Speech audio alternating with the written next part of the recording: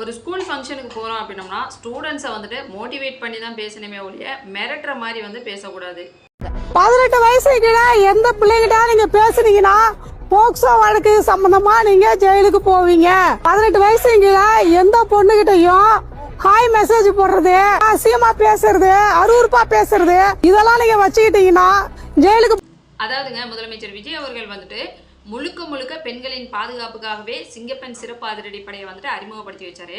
அப்படி இருக்கிறப்போ ஒரு ஸ்கூல் ஃபங்க்ஷனில் வந்துட்டு அவங்க என்ன சொல்கிறாங்க அப்படின்னம்னா, 18 வயசு கீழே இருக்கிற பசங்க எல்லாருமே வந்துட்டு எந்த ஒரு பொண்ணுக்குமே ஹாய் மெசேஜ் போடுறது, அருவருப்பாக பேசுறது, அசிங்கமாக பேசுறது இந்த மாதிரிலாம் நடந்துச்சு அப்படின்னம்னா அவங்கள வந்துட்டு போக்சோ சட்டத்தில் கைது செய்யப்படும், ஜெயிலுக்கு போடப்படும் அப்படின்ற மாதிரி ஒரு ரூடாக வந்து பேசுகிறாங்க. இந்தளவுக்கு அவங்க வந்து ரூடாக சொல்கிறதுக்கு பதிலாக பசங்களுக்கு வந்துட்டு ஒரு அட்வைஸாக சொல்லியிருக்கலாம். அதாவது பொண்ணுங்க ஸ்கூல்லே ஆகட்டும் வெளியிலே ஆகட்டும் அவங்களுக்கு ஏதாவது ஒரு பிரச்சனை அப்படின்னு சொல்லி வந்தோம்னா நீங்கள் தான் வந்துட்டு அவங்களுக்கு பாதுகாப்பாக இருக்கணும், நீங்கள் தான் வந்துட்டு ஒரு சேஃப் அவங்களுக்கு கொடுக்கணும் அப்படின்ற மாதிரி சொல்லியிருந்தோம் அப்படின்னம்னா எந்த ஒரு பசங்களுக்குமே வந்துட்டு ஓகே இந்த மாதிரி நம்ம பண்ணக்கூடாது, பொண்ணுங்களுக்கு நம்மளும் பாதுகாப்பாக இருக்கணும் அப்படின்ற ஒரு மைண்ட் செட் வந்து வரும்.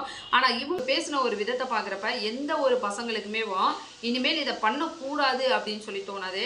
பண்ணுனா இவங்க என்ன பண்ணிடுவாங்க அப்படின்ற ஒரு மைண்டு தாங்க வரும். அதனால வந்துட்டு ஸ்டூடெண்ட்ஸ் கிட்ட பேசுறது அப்படின்றது ஒரு அன்பாவோ இல்லை ஒரு அட்வைஸாவோ பேசினோம் அப்படின்னம்னா அவங்களும் வந்துட்டு ஈஸியாக அதை கேட்ச் பண்ணிக்கிடுவாங்க. இந்த மாதிரி ரூடாக பேசுகிறப்ப தான் அவங்களுக்கும் தப்பு பண்ணணும் அப்படின்ற ஒரு எண்ணங்கள் வந்து வரும்.